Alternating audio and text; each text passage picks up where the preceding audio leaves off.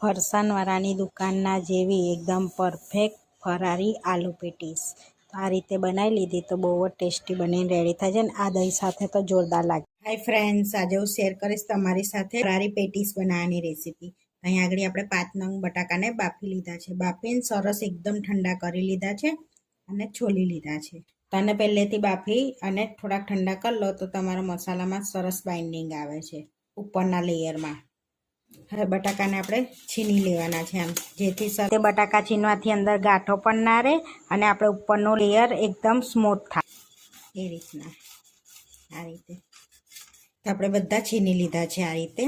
હવે આપણે એની અંદર સ્વાદ પ્રમાણે ફરારી મીઠું એડ કરવાનું છે. અહીંયા અડધી ચમચી ફરારી મીઠું એડ કરીશું. હવે એની અંદર સરસ બાઇન્ડિંગ આવે ને એના માટે આપણે સિંગોડાનો લોટ એડ કરીશું 3 ચમચી જેટલો. તમે એની જગ્યા પર ના હોય સિંગોડાનો લોટ તો તપકીનો લોટ પણ લઈ શકો છો, ને એ પણ ના હોય ને તો તમે એની અંદર આરા લોટ પણ એડ કરી શકો છો.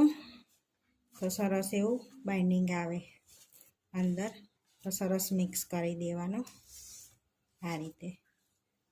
તો અહીંયા આગળ આપણે 3 ચમચી એડ કરી છે. તમને એવું લાગે કે ઢીલો છે તો તમે બીજી 1 ચમચી એડ કરી આપી શકો છો. તો આ રીતનું લોટ બંધાય ને એ રીતનું રાખવાનું છે આપણે.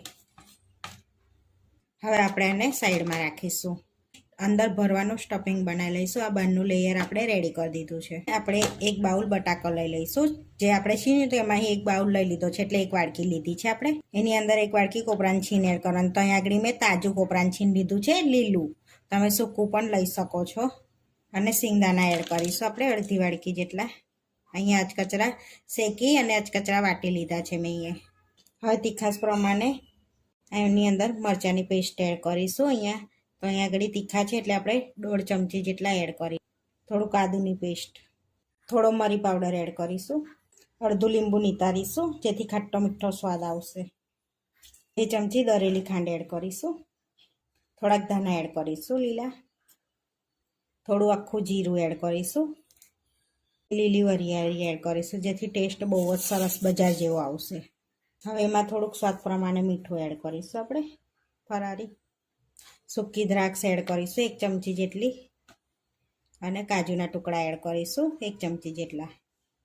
હવે બધું સરસ મિક્સ કરી લઈશું આપણે આ રીતે. તો સરસ એવો આપણો મસ્ત ચટપટો મસાલો રેડી છે આ રીતનો. હવે અંદરથી બોલ્સ વાળી લઈશું નાના નાના. અંદરનું પૂરણ આ રીતે આપણે ભરવાનું છે ને, એટલે આટલા બોલ્સ વાળવાના છે. તો આપણે સરસ એવા નાના બોલ્સ વાળી દીધા છે, રેડી કરી લીધા છે.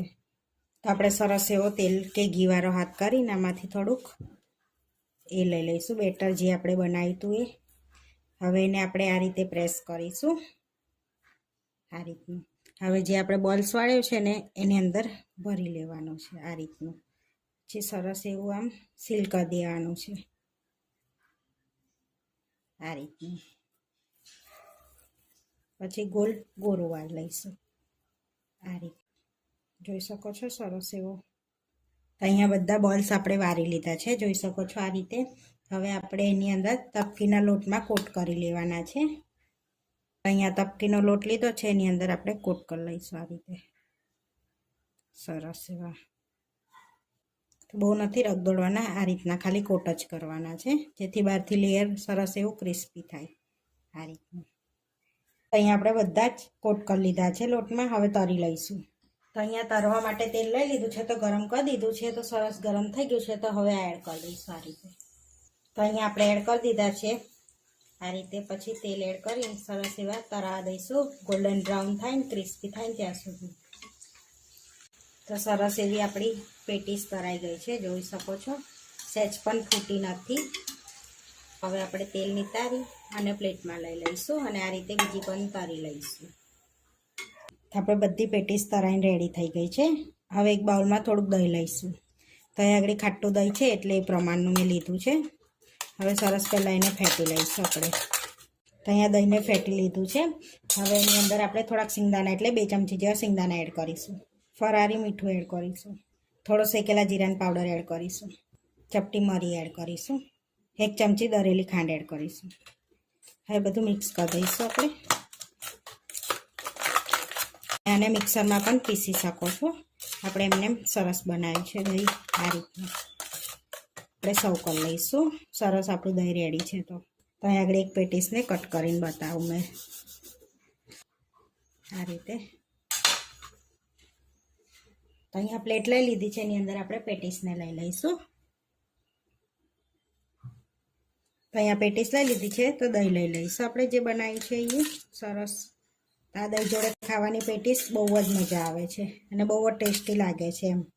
તો આપણે એકદમ ટેસ્ટી ફરારી પેટીસ બનીને રેડી થઈ ગઈ છે, સાથે ચટપટું દહીં.